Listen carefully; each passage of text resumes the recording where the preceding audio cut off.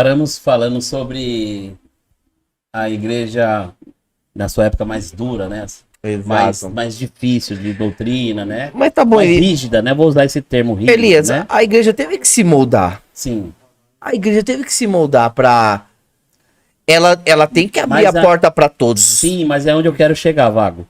A igreja teve que se moldar, mas não foi só para a política, né? Claro que não. A igreja teve que se moldar para uma era mais informada. De pessoas que não iam para a igreja só para ouvir o que o pastor ou o padre estava falando e balançar a cabeça e concordar, né? A igreja ela teve que se moldar para um momento em que a sociedade, que as pessoas passaram a ter mais instrução, ter mais estudo, né? Nós mesmos somos exemplo. Os nossos pais não tiveram tanto estudo, né? Os nossos pais tiveram limitação, os nossos avós, né? Nós tivemos um pouquinho mais.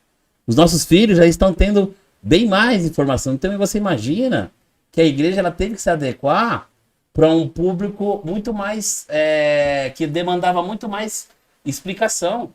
Não que a gente tem que questionar Deus a todo custo, não é isso. Mas é sobre realmente você lidar com a questão da palavra de uma forma mais responsável, né? Mais cuidadosa. Por quê? Porque é muito sério falar do amor de Deus. Claro. Quando você fala questionar, eu creio nisso, tá? Uhum. É só a opinião desse vaso de barro, desse servo inútil. Eu falo pros meus filhos, beijo, Heitor, beijo, Benício, papai te ama. Abaixo de Deus são, cê é louco, grandes homens.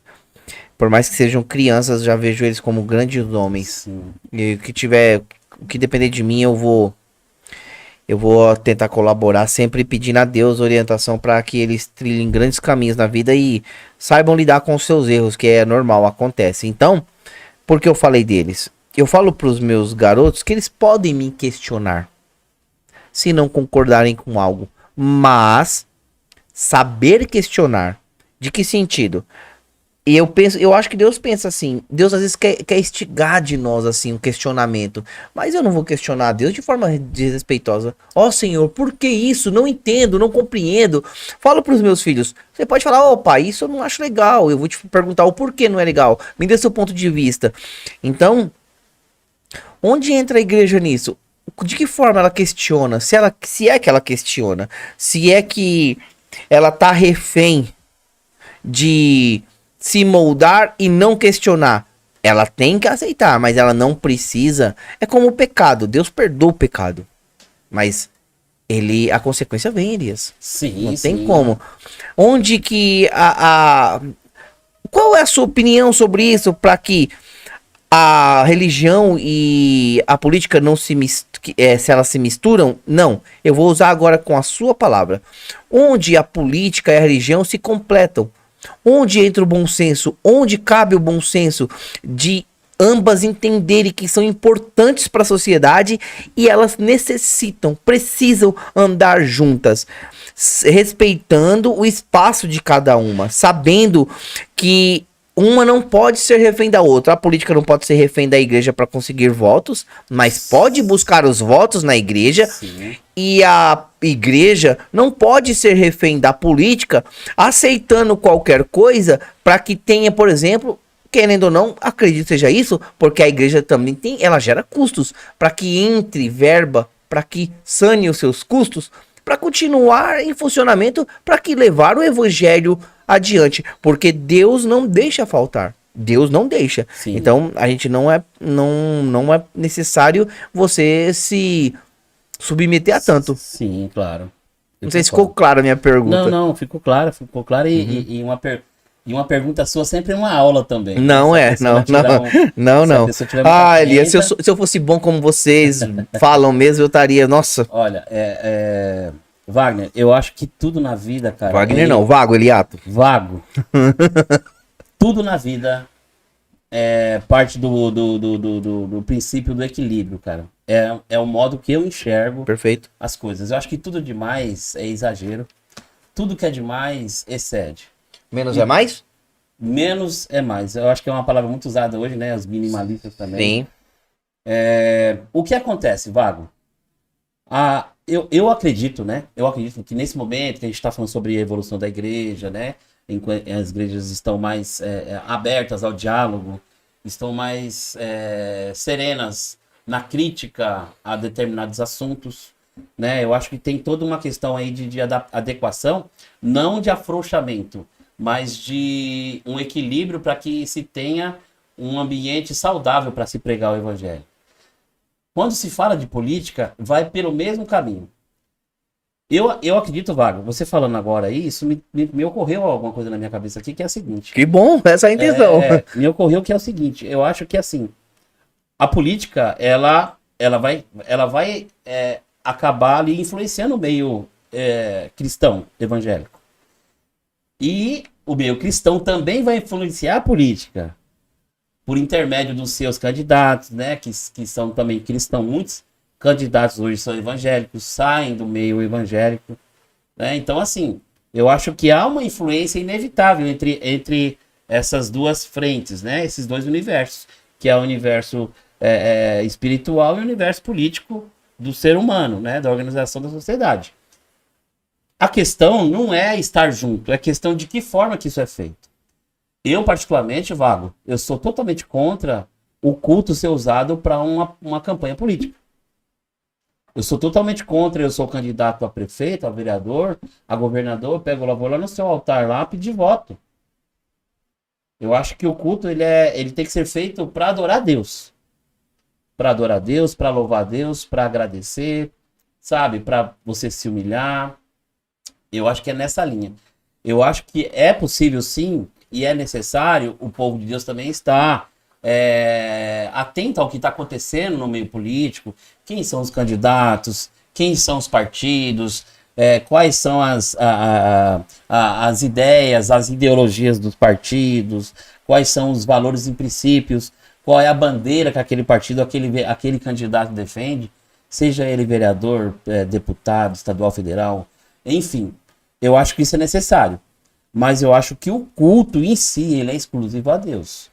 Eu acho que aí quando você falou, né, que as igrejas acabam, de alguma forma, sendo, se vendendo, né, por conta de um apoio político, aí eu acho que já entra, aí é onde já se excede.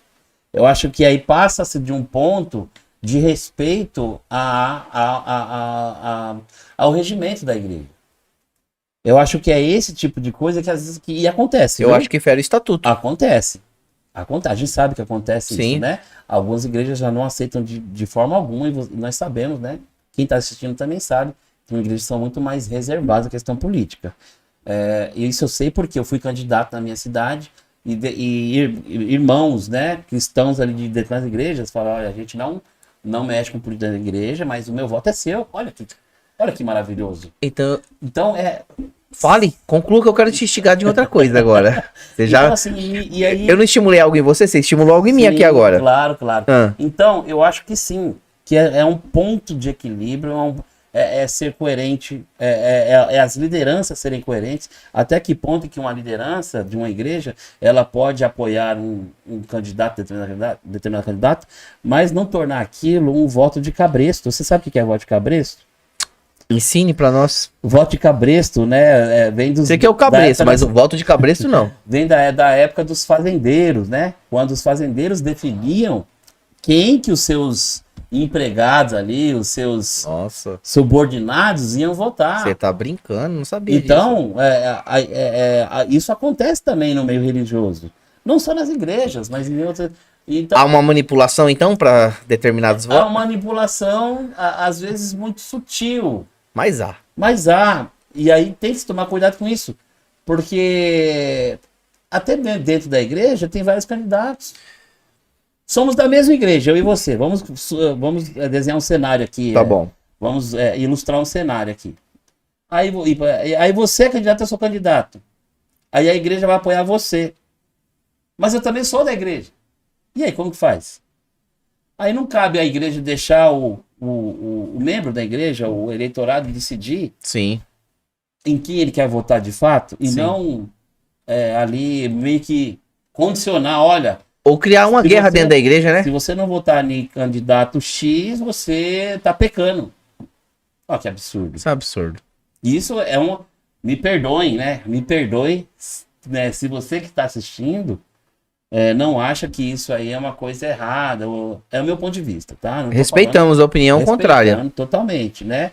É claro que há casos e casos, mas assim, eu acho que já que a gente vai lidar com uma coisa tão, às vezes, como que eu posso dizer, desconfortável, porque é complexo você falar de religião e de política. Por quê? Porque religião, ela tem um estatuto muito convicto, que é a Bíblia que rege, e a política, ela já mexe com toda a esfera da sociedade. Então, a política, ela não vai só atender as demandas da igreja cristã, evangélica. Sim. A política vai atender a demanda da sociedade, Sociedade. que aí tem várias Diversas religiões, diversas crenças. crenças, exatamente. Então, é bem complexo Então- lidar com tudo isso. E aí, Elias, veja bem, então, já entrando nisso, olha aí a religião e tendo que, de certa forma, trabalhar em sinergia junto com a política. Sim.